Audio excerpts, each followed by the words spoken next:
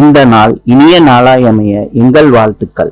4/3/2026 மாசி 20 March புதன்கிழமை. இன்று பிரதமை, பூரம் நட்சத்திரம். இன்றைய நல்ல நேரம் காலை 9:30 10:30 வரை, மாலை 1:30 2:30 வரை. கௌரி நல்ல நேரம் காலை 10:30 11:30 வரை, மாலை 6:30 7:30 வரை. ராவு காலம் மதியம் 12 மணியிலிருந்து 1:30 வரை. யமகண்டம் காலை 7:30 9 மணி வரை. சூலம் வடக்கு.